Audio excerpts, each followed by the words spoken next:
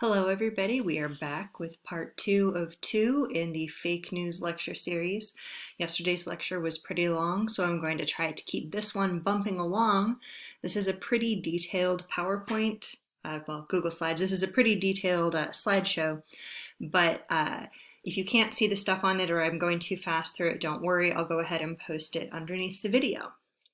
So, why is fake news a problem? In the last 3 months of the 2016 election, the top 20 election stories from 19 major news outlets received 7.3 million shares. That's a lot. But the top 20 false election stories from fake sites got 8.7 million shares. That is more, and that is bad, right? If you look right here, starting in May through July of 2016, the election year, the incidence of views of fake news skyrocketed while incidence of views of actual news went down. This is bad. This was bad then, and it will continue to be bad now. So for the rest of the presentation, we're going to talk about 10 things I hate about fake news and why everything is worse than you think. So, to begin with, number one, the more we hear something, the more inclined we are to believe it, whether it is true or not. So, I don't know if you saw this. I saw this circulating a lot in 2016. It was a picture of Donald Trump, and it said, "You tell people lie 3 times, they will believe anything. You tell people what they want to hear, play to their fantasies, and then you close the deal." It's attributed to Donald Trump in Art of the Deal. Unfortunately, this is not true. It never appeared in Donald Trump's book, Art of the Deal. So what this actually says is that even though this may not have been in Donald Trump's book, Art of the Deal, unfortunately, the fact that we show people things more than one time and they start to believe that it's true is actually true. So it's fake, and yet it's real. Okay, so this is called the illusion of truth effect, which says that familiarity is the same as the perception of veracity. So we hear something a bunch of times and we start to think that it's true. This is from a study. The average truth rating of an item increased from day to day for repeated statements, but remained constant for the non-repeated statements. So people were given a whole bunch of different statements, and over time they were asked to rate how true they were. The more they heard things, the more true they decided that they apparently were. The wildest thing about this is that even when you know that something isn't true, this still happens. So people, this says, even if a subject correctly answered Pacific Ocean to the question, what is the largest ocean on Earth, they still tended to give the false statement, the Atlantic Ocean is the largest ocean on the Earth, a higher truth rating if it was repeated. When a claim was made to feel familiar through repetition, subjects neglected to consult their own knowledge base in rating the claim's truthfulness. So if somebody told you the Atlantic Ocean is the biggest ocean in the world enough times, even though you know it's the Pacific, you might still be like, oh yeah, the Atlantic Ocean is the largest ocean in the world. This is terrible. Okay, let's lead on to terrible thing number 2. For many, being explicitly told that information is false doesn't completely erase the perception that it's true. So not only can we take knowledge that we think we have, factual knowledge that we think we have, and start to question it if we hear something that we know to contradict it enough times, if somebody tells you a lie, and then tells you that it was a lie, it still influences you. There was a study that was done where people were shown a picture of a nurse named Natalie, and they were told that Natalie was arrested for stealing drugs from the hospital and selling them to buy designer clothes. What a monster. They were then asked to rate whether she is trustworthy and sincere. Then, afterward, they were told, actually, that was a lie. Natalie never did any of those things at all. What do you think? Is she trustworthy and sincere? The people who had been given the false information saying she'd been stealing drugs rated her as less trustworthy and sincere, even after hearing that that was false information, than the people who had never gotten that false information in the first place. So they didn't say, "Ooh, she's the worst. She's not trustworthy or sincere at all." But they still gave her a lower trustworthiness rating than the people who never received the false information. So even if we know information to be false, it still taints our opinions of the things that we're hearing that information about. Studies show that the influence of incorrect information cannot simply be undone by pointing out that this information was incorrect, and that the nature of its lingering influence is dependent on an individual's level of cognitive ability. This is a little crappy because it also says that the lower your cognitive ability based on IQ tests, which are flawed, the more trouble you have in correcting for false information once you have heard it. All right, so what's even worse is sometimes fact-checking can actually backfire. How does that work? Here was a study that was done where people were given, in France, people were given different sets of information.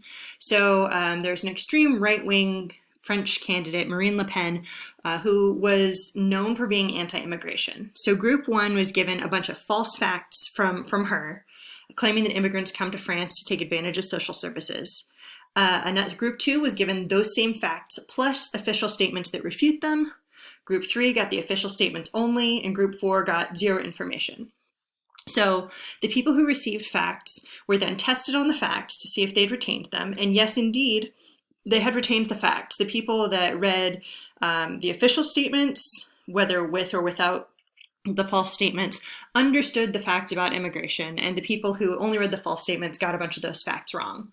But even if people had read all of these statements explaining the actual facts about immigration, when people asked whether they support immigration or not, it made no difference whatsoever. In fact, these scholars concluded that emotions rather than facts drive voting decisions. They say simply referring to numbers about immigration, whether true or false, made voters think about the populist politicians' emotionally charged policy conclusions. That is, in the United States, for instance, if you have people who are skeptical about whether immigrants are good in the United States, even if you give them evidence that immigrants are good for the United States, for those people, it'll make them think about Donald Trump's speeches about how dangerous they are. And then they'll be like, ooh, yeah, immigrants are bad, even if all the facts they just read said that immigrants are good. Okay, so as you can see from what we're starting to reveal, people buy into falsehoods that support their beliefs. So here are just a few examples. A study was done where people were phoned up and they were asked whether particular statements were true or not. And then they were broken down by political affiliation. So one contention is that a leaked email from some of Hillary Clinton's campaign staffers contained code words for pedophilia, human trafficking, and satanic ritual abuse, what some people refer to as Pizzagate. Seriously, Google it. Anyway, 82% of Clinton voters think that that is false and that Hillary's campaign staffers are not in a pedophilia ring. Weirdly, 17% of people thought that her staffers were in a pedophilia ring, and still are like, I'll vote for that. Can't explain it. But only 53% of Trump voters believe that that's false. 48% of people, sure, that doesn't add up, whatever. 48% of people believe that that was true because they don't like Hillary Clinton. Here is the following statement true or not. President Obama was born in Kenya. 89% of Clinton voters say no, he was not born in Kenya. And only 48% of Trump voters say he was not born in Kenya. 52% of Trump voters who were surveyed believe that President Obama was born in Kenya. And do you think the following statements are true or not true? Russia hacked the email of Democrats in order to increase the chance that Donald Trump would win the presidential election. Clinton voters say, yes, absolutely, that happened. Trump voters say, no, it absolutely did not. So this is pretty consistent across parties. So, okay. People, as we just discussed, people buy into falsehoods that support their beliefs, and reviewing facts that contradict people's beliefs can cause them to double down rather than revise those beliefs. So this was a study where people were asked about their opinions on the death penalty, and then they were given 2 studies to read. These studies were designed to both be equally compelling and equally backed up with facts. They were supposed to rate how compelling they found each thing. The people who were pro-death penalty found the pro-death penalty study to be the more compelling. The people who were anti-death penalty found the anti-death penalty report to be more compelling. Surprise, surprise. Both reports were false, but were written to be to seem reasonably compelling. But what was wild was that after they read both reports and rated them on their factuality, they were asked again what their position on the death penalty is, and everybody doubled down, or most people doubled down. They felt even more strongly that the death penalty was wrong, or that the death penalty was right, just from reading facts that support both sides. So showing people contradictory facts, or facts that should make them potentially think about their beliefs, actually tends to cause people to double down. Complicating this is the fact that we regularly overestimate the depth of our understanding. We think we know way more than we do. There's something called the illusion of explanatory depth, which says that we believe that we know things until we have to explain them, and then suddenly we're not quite so confident in our knowledge base anymore. So you may think you know how toilets work, but if somebody says, "Okay, break it down for me, explain to me how toilets work step by step," you're like, "Ooh, wait, no, turns out I don't know how toilets work," or at least that would be my experience. We saw this in a survey that was conducted not long after Russia annexed the Ukrainian territory of Crimea. Respondents were asked how they thought the US should react, and also whether they could identify Ukraine on a map. The further off base they were about the geography, the more likely they were to favor military intervention. So basically, the less people knew about Ukraine, the more they were like, yeah, the US should go there. Totally something that we should do based on my knowledge. Could they explain why? Probably not. And this plays into something that you probably have heard of. The less people know, the more they think they know. This is also known as the Dunning-Kruger effect. This says that the knowledge and intelligence that are required to be good at a task are often the same qualities needed to recognize that one is not good at the task.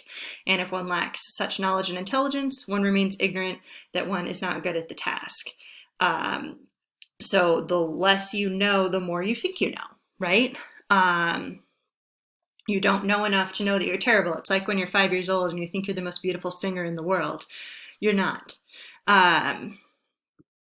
So this was demonstrated so many times in scholarship and real life, but one particular study had California voters fill out a survey. The first thing that they filled out was they asked the people to rate how informed they were, and then asked them a bunch of questions about the Common Core curriculum. The more informed people thought that they were, the more likely they were to get questions wrong. So inversely proportionate actual possession of knowledge and being convinced that you possess knowledge.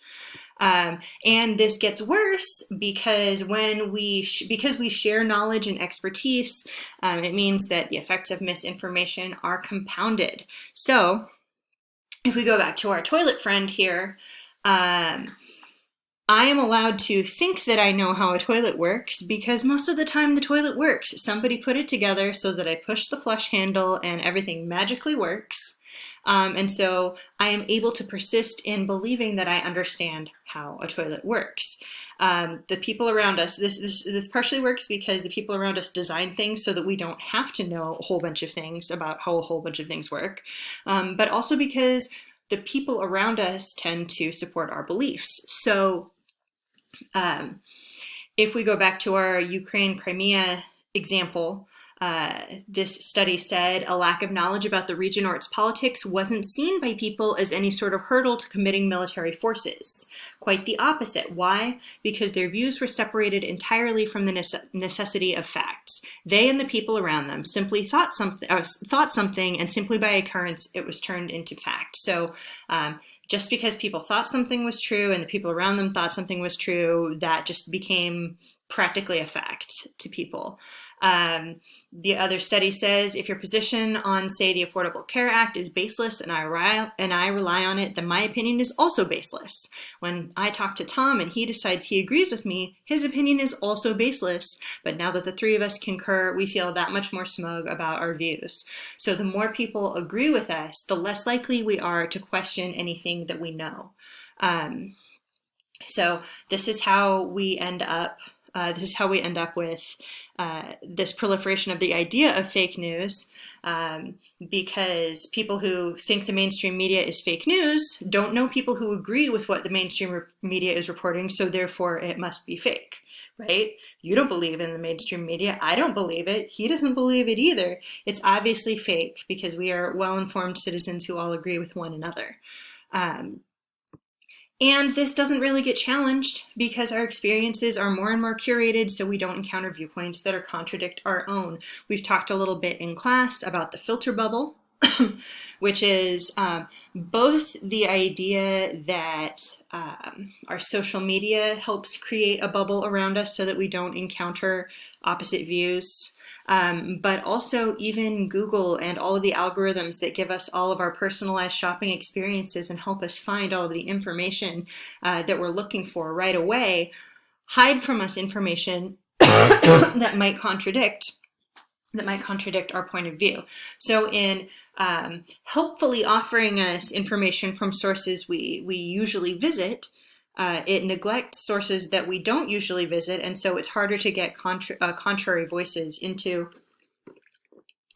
our consciousness. Blue feed, red feed, unfortunately, since the last time I gave this lecture, has been not taken down, but it's been frozen.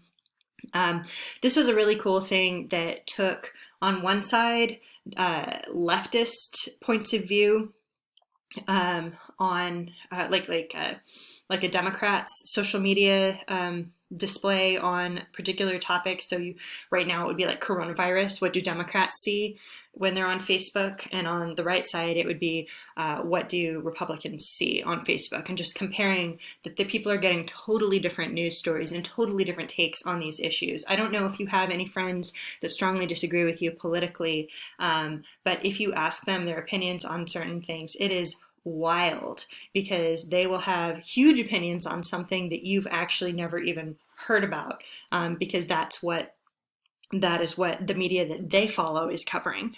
And so finally, values seem to trump knowledge. So this is an interesting study. We're not going to go into the actual study itself, but it says that basically we think differently. We operate differently depending on the kind of information we're sorting through. So if we're trying to explain how something works, we think scientifically. We look for relevant information and we change our beliefs based on what we find. I think my toilet works like this. I look at it, I'm like, oh, it turns out it doesn't work from magic. It works from, well, I actually don't know how my toilet works, but you figure it out and you're like, aha, I have been confronted with the limits of my knowledge, and now I've corrected myself and I know more than I did.